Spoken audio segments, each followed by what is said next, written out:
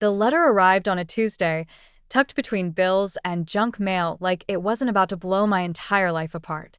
My mother's familiar handwriting jumped out at me immediately, which was impossible, since she'd been dead for 3 months. My name is Harper, and until that moment, I thought I had my life figured out. Good job, decent marriage, and enough stability to keep the existential dread at bay most days. But there I stood in my kitchen, holding an envelope that shouldn't exist.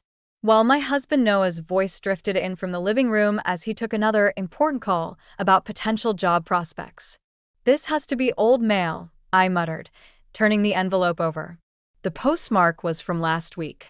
My hands started shaking as I slid my finger under the flap. The sound of Noah's footsteps made me shove the letter into my jacket pocket. He appeared in the doorway, running a hand through his dark hair, a nervous tell I'd picked up on years ago. "Hey, babe. Any word from that consulting firm?" I asked, trying to keep my voice steady. "They're still reviewing candidates." He wouldn't meet my eyes. "Listen, I need to borrow some money from your personal account. Mom and Dad are having trouble with their mortgage again." The letter seemed to burn against my ribs through the pocket. "Noah, we talked about this. We're already stretched thin covering both our expenses since you lost your job." "It's just temporary," he insisted, that familiar defensive edge creeping into his voice. "They helped us out when we first got married, remember?" I bit back what I really wanted to say. 3 months of temporary support was already straining our savings. But pointing that out would just lead to another argument about family loyalty and obligation, usually ending with me feeling like the villain for suggesting his parents figure out their own finances. "I'll think about it," I said instead, which was our code for "not really, but I don't want to fight right now." As soon as Noah left for another networking meeting at his favorite bar, I pulled out the letter with trembling fingers and began to read. "My dearest Harper, if you're reading this, I'm gone, and the timing is critical. I've arranged for this letter to be delivered 3 months after my death because I needed to be certain about something first. Check the loose floorboard in my old studio, the one by the window where you used to sit and watch me paint. What you'll find there will explain everything. But, sweetheart, be careful who you trust with this information. Sometimes the people closest to us have the most to gain from our silence. All my love, Mom." I sank into a kitchen chair, my mind racing. Mom's house, my childhood home, was sitting empty while I figured out what to do with it. Or at least it was supposed to be empty. But last week, I'd driven by and noticed lights on inside. I'd assumed it was just my imagination or maybe a timer I'd forgotten about. My phone buzzed with a text from Noah. "Having dinner with Mom and Dad. Don't wait up." I grabbed my keys before I could talk myself out of it. The drive to Mom's house took 20 minutes, each one filled with questions. What did she hide? Why wait 3 months? And why did her warning about trust make my stomach twist with dread? As I pulled up to the curb, my headlights swept across the front of the house and caught movement behind the living room curtains.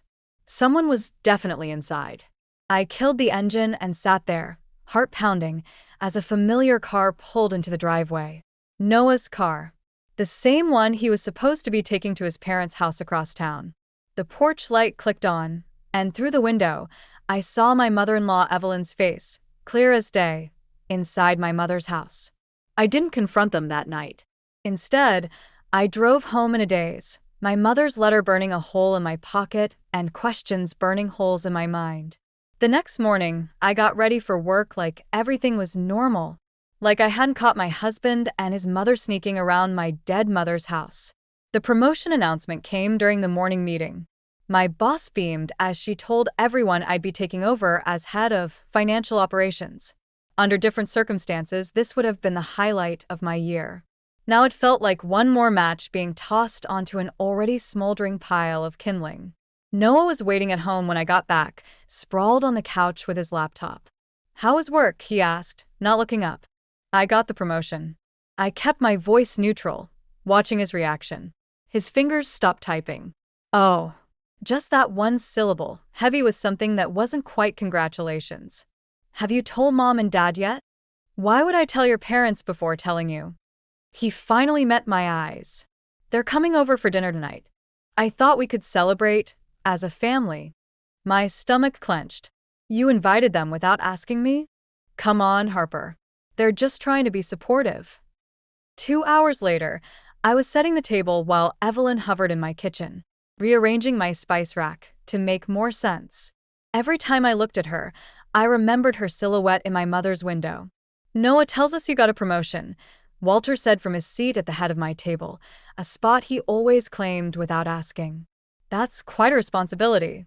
Are you sure you're ready for that kind of pressure? I've been doing most of the work already, I replied, placing down the last fork with perhaps more force than necessary. The title just makes it official. Evelyn turned from the spice rack. But surely with Noah between positions right now, you'll want to focus more on supporting him? A wife's primary duty is to her husband, after all.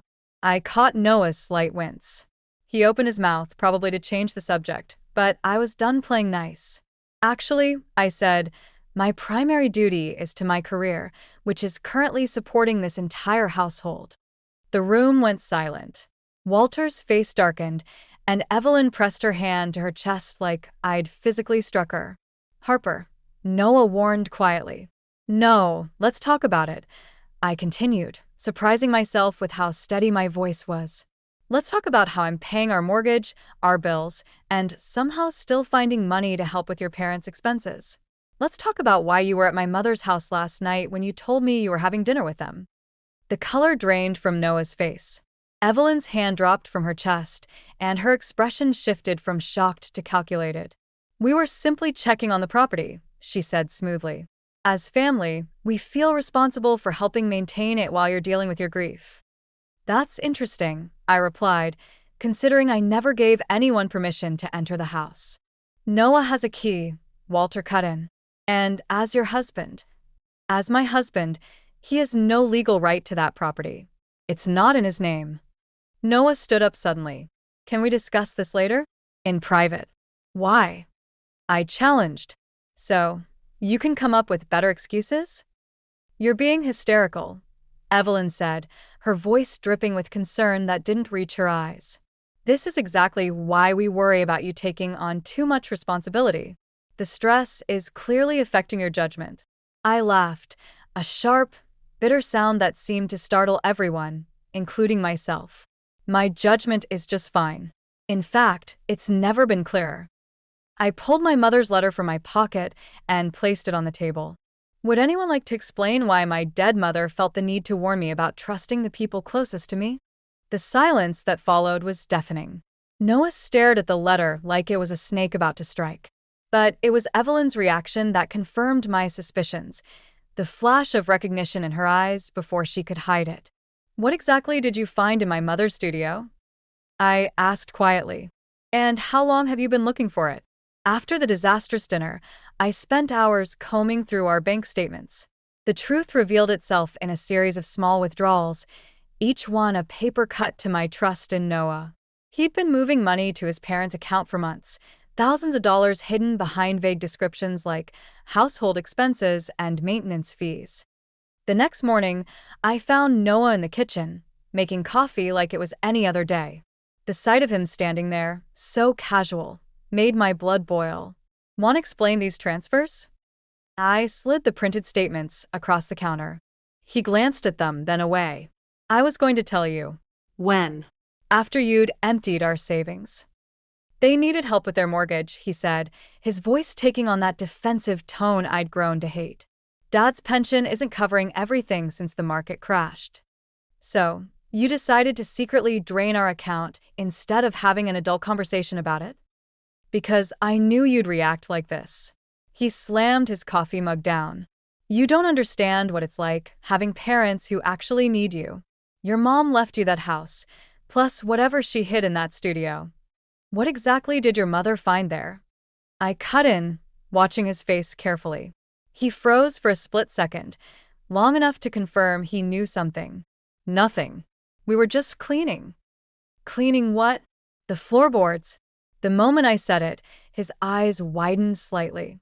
That's it, isn't it? You found my mom's letter somehow. You knew about the loose floorboard. Harper, did you find what she hid there?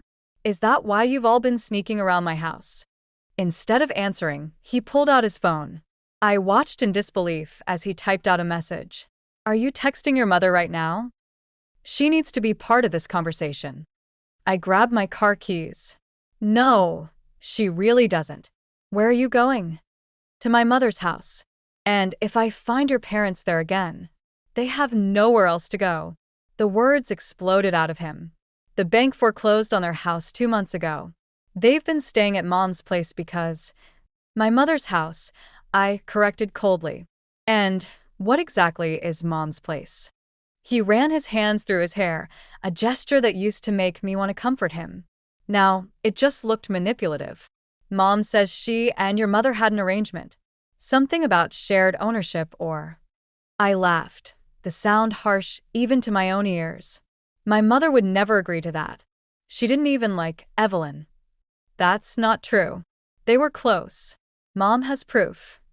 What proof? But he was already texting again, probably warning them I was coming. I left him standing there, his excuses following me out the door. The drive to my mother's house felt different this time. Every memory of the past few months shifted, taking on new meaning. Noah's late-night networking meetings. The way Evelyn had pushed to help organize Mom's belongings after the funeral. The mysterious disappearance of some of Mom's paintings. When I pulled up to the house, Evelyn was waiting on the porch like she owned the place. Maybe in her mind, she did. Harper, dear, she called out, all sugary concern. Noah said you were upset. Let's talk about this rationally. I walked past her into the house, my house, and headed straight for the studio. The room still smelled like oil paints and turpentine, but something was off. The furniture had been rearranged, and Mom's easel was missing. I knelt by the window, running my fingers along the floorboards. The loose one was gone, replaced with a new board that didn't quite match the others. We had to fix it, Evelyn said from the doorway. It was a safety hazard. But don't worry, we kept everything we found. Your mother's letter mentioned some important documents. I stood up slowly, fury burning through my veins. What documents? The deed to the house, of course, and the agreement she and I made about shared ownership. She smiled, but it didn't reach her eyes. You understand now why we had to take matters into our own hands. We're family, after all. I spent that night in a hotel, ignoring Noah's calls and trying to make sense of Evelyn's claims. The next morning, I did something I should have done weeks ago. I called my mother's lawyer, Marcus. I was wondering when you'd contact me, he said, his voice grave. I've been trying to reach you about some concerning activity with your mother's accounts. My stomach dropped. What kind of activity? Someone's been attempting to access her safety deposit box using an old power of attorney document. The bank flagged it as suspicious since the document appeared to be dated after your mother's death. I gripped my phone tighter. Let me guess, Evelyn Prescott? You know about this? I'm learning more every day. I took a deep breath. Marcus, I need to know, did my mother ever make any agreement about shared ownership of the house with Evelyn? Absolutely not. His voice sharpened. In fact, your mother specifically amended her will 3 months before her death to ensure the house would be solely yours. She was quite insistent about keeping the Prescotts away from her property. I closed my eyes, remembering Mom's letter. Sometimes the people closest to us have the most to gain from our silence. Harper, Marcus continued, there's something else. Your mother left specific instructions about the contents of her studio. She said you'd know where to look. The floorboard's been replaced. Whatever was there is gone. Then we have a serious problem. Those documents weren't just about the house. Before he could explain further, my phone buzzed with a text from Noah. Coming to the hotel. We need to talk. Found something you should see. I have to go, I told Marcus. But I need copies of everything. The will, the amendments, all of it. I'll send them right over. And Harper, be careful. Your mother was worried about. About what? About how far certain people would go to protect their interests. 20 minutes later, Noah knocked on my hotel room door. He looked terrible, like he hadn't slept all night. Before you say anything, he started, pulling out a folder. You need to see these. Inside were photographs, dozens of them, of my mother and Evelyn together. shopping, having lunch, looking like close friends. The most recent ones were dated just weeks before Mom died. See? Noah's voice was almost pleading. They were friends. Mom wasn't lying about that. I picked up one photo, studying it carefully. These are fake. What? No, they're. My mother broke her wrist 6 months before she died. She wore a brace for weeks.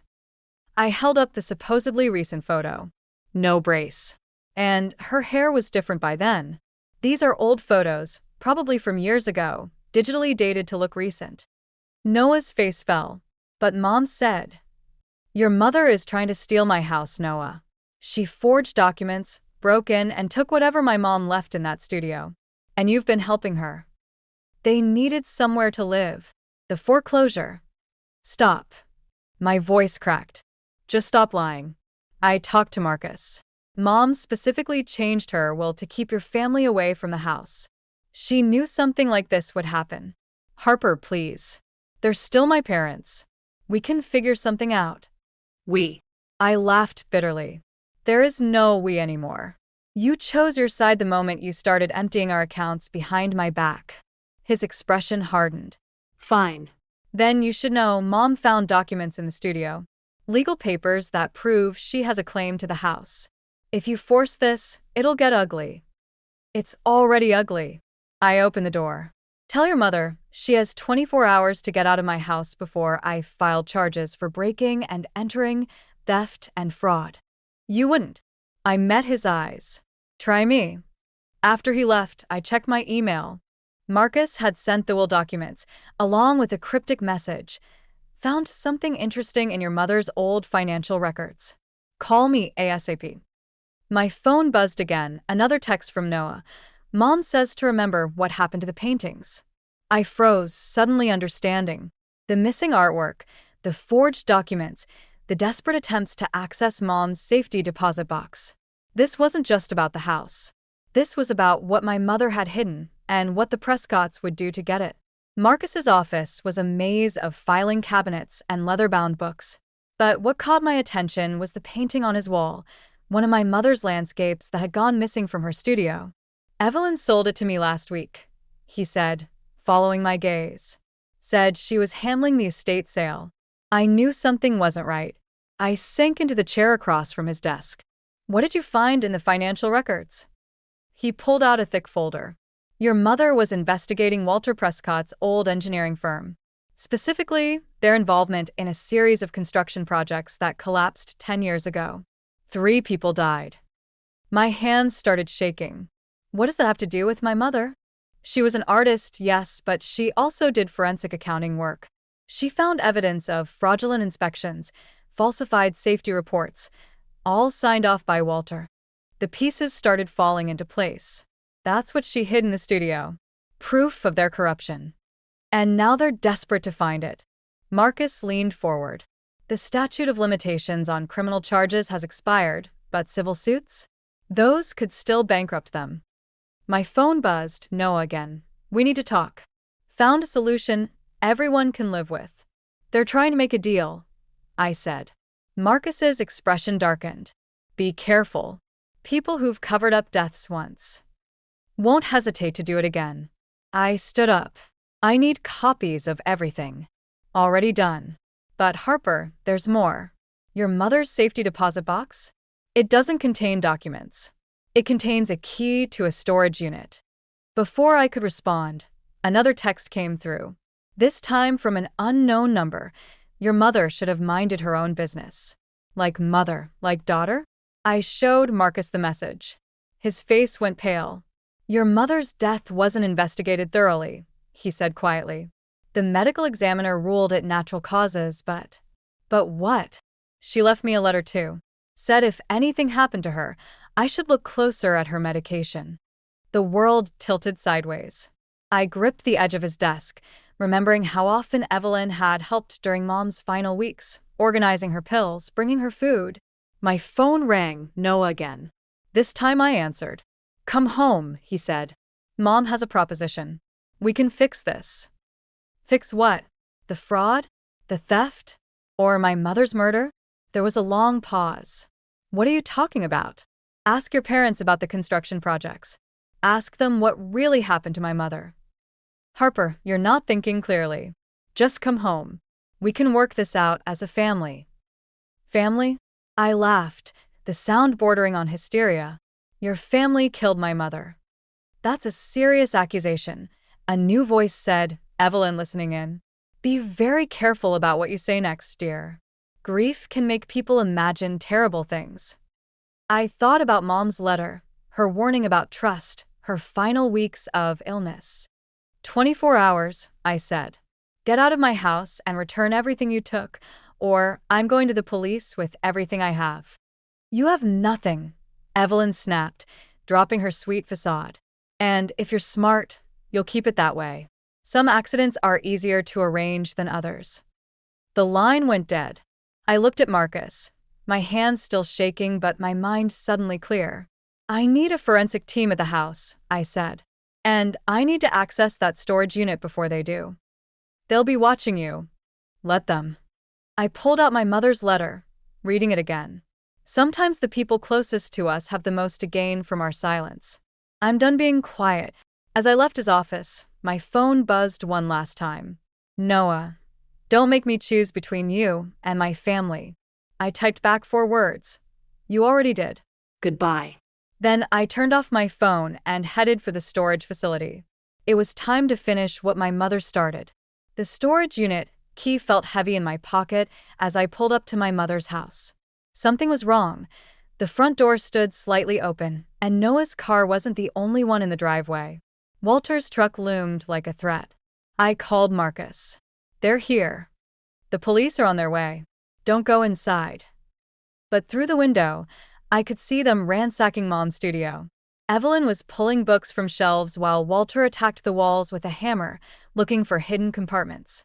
And Noah was going through Mom's remaining paintings with a box cutter. I was through the door before I could stop myself. Get away from those. They all froze. Noah dropped the box cutter, looking guilty.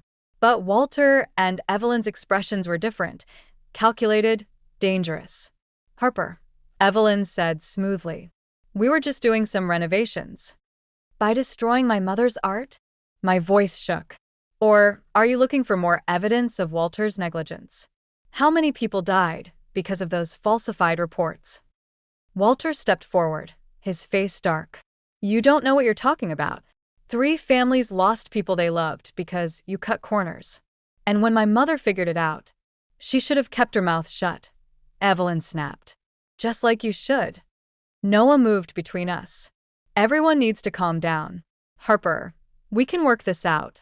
Just tell us what's in the storage unit. The betrayal hit like a physical blow. You followed me to Marcus's office.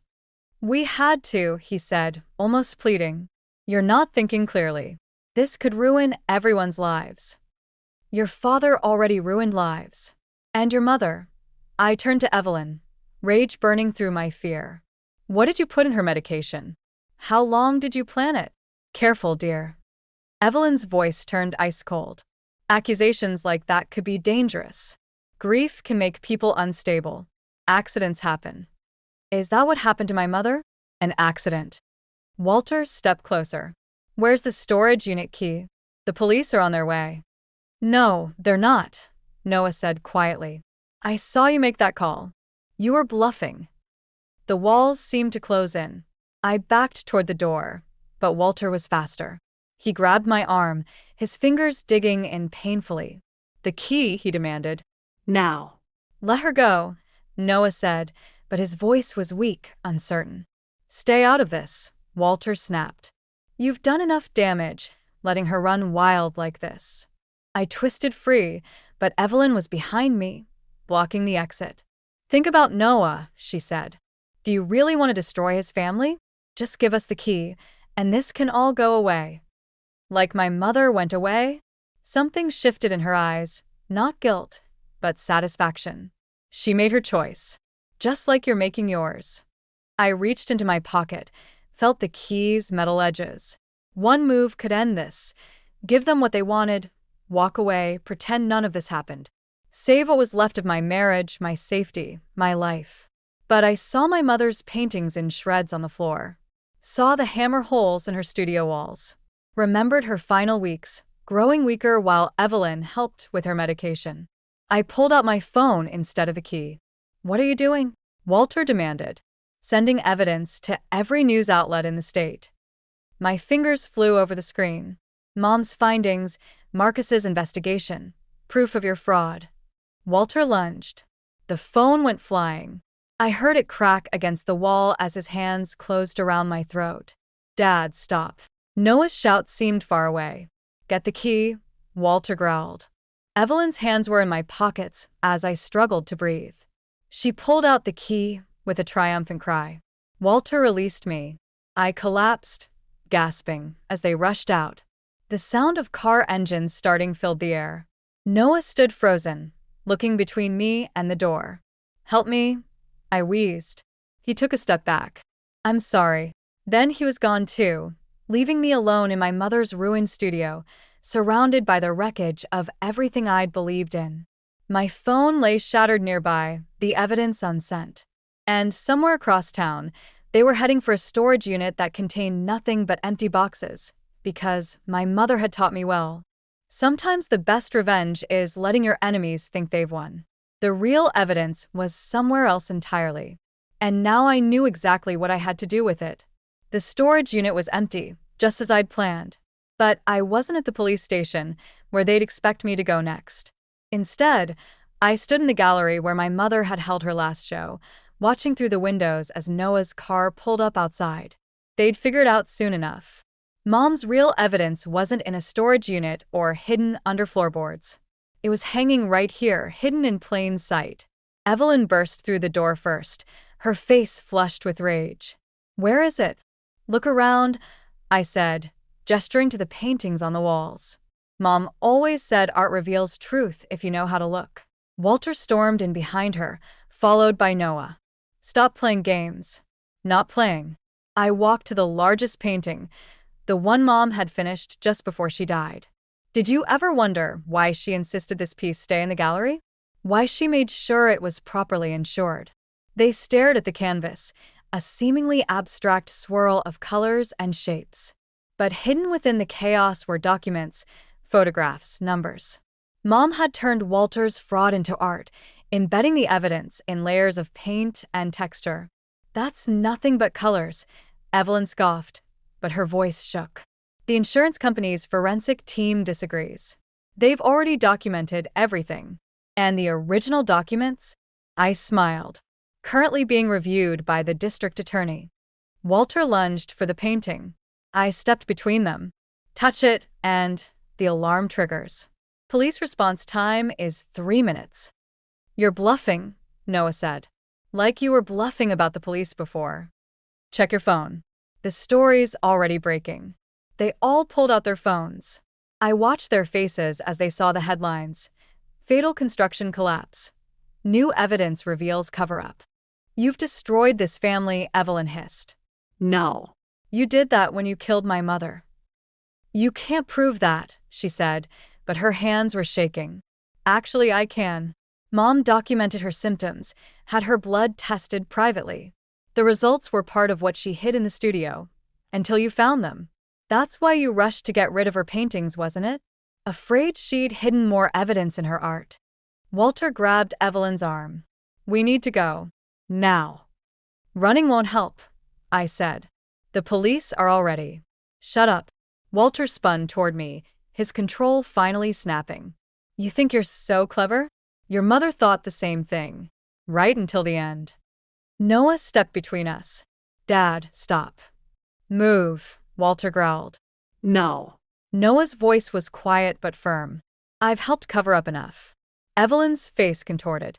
"After everything we've done for you. You killed her mother." Noah's words cut through the air like glass. "You've been bleeding us dry for months. And now I find out about the construction deaths? When does it end?" "It ends now," I said, as police sirens filled the air. "The gallery's surrounded. Has been since you walked in." Walter made one last grab for the painting. Noah caught his arm, wrestling him back as officers flooded through the doors. I watched them lead Walter and Evelyn away in handcuffs, their rights being read over Evelyn's protests and Walter's threats. Noah stood apart, looking lost. "I didn't know," he said quietly. "About your mom. About any of it. I should have, but you didn't want to know," I finished. "That's why we're done. Harper. The divorce papers are with my lawyer, along with evidence of the money you took from our accounts." I turned away from his stricken face. Some things can't be fixed.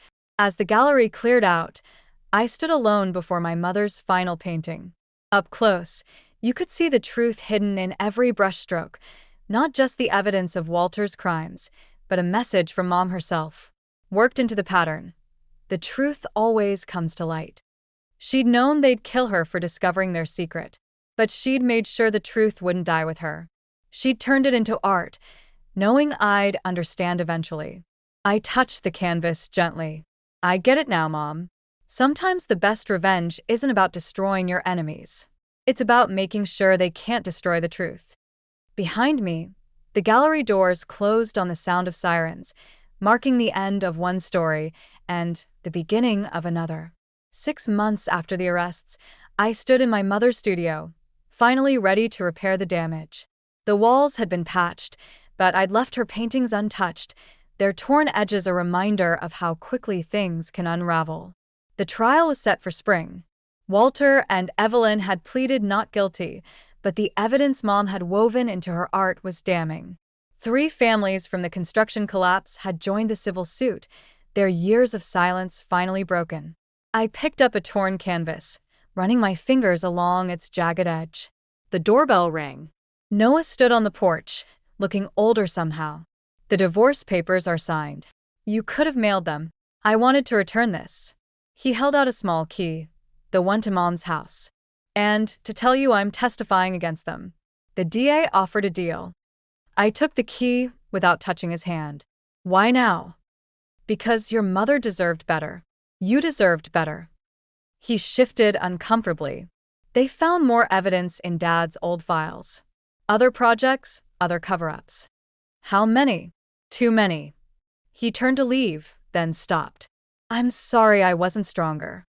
I watched him walk away for the last time, feeling nothing but a quiet certainty that I'd made the right choice. Back in the studio, I noticed something odd about the newly patched wall, a slight discoloration near the baseboard. Kneeling down, I pressed against it. A small panel popped open.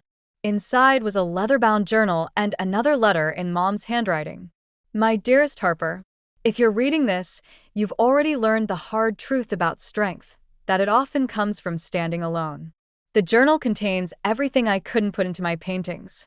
But more importantly, it contains the story of how I learned to stand up for myself.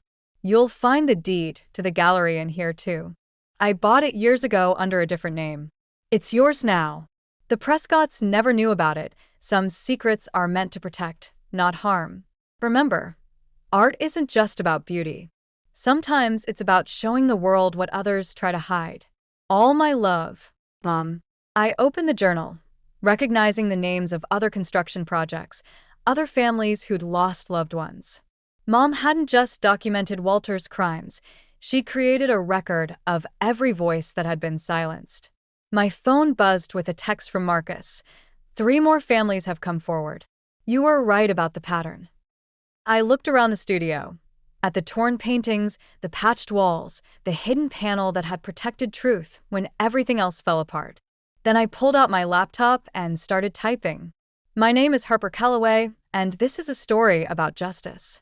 Not the kind that comes from revenge, but the kind that comes from refusing to stay silent. The words flowed easily now, telling not just my story or my mother's, but all the stories that had been buried under years of manipulation and fear. The manuscript would take months to complete, but I had time. The truth had waited this long. It deserved to be told right. Later that evening, I hung one of Mom's restored paintings in the gallery, not the one that had exposed Walter's crimes, but a smaller piece I'd never fully understood before. It showed a woman standing alone in a storm, her face turned toward the light breaking through clouds. The plaque beneath it read, "Strength by Clara Calloway." As I locked up the gallery, my phone buzzed again. An unknown number. You're just like your mother. This isn't over. I smiled, thinking of the journal in my bag, the manuscript on my laptop, and all the stories yet to be told. No, I whispered to the empty gallery. It's just beginning. Because Mom was right, some secrets protect, others destroy. The trick is knowing which ones to keep, and which ones need to be transformed into art for the whole world to see. I turned off the lights, leaving the painting of the woman in the storm glowing softly in the darkness. Her face still turned toward the breaking light.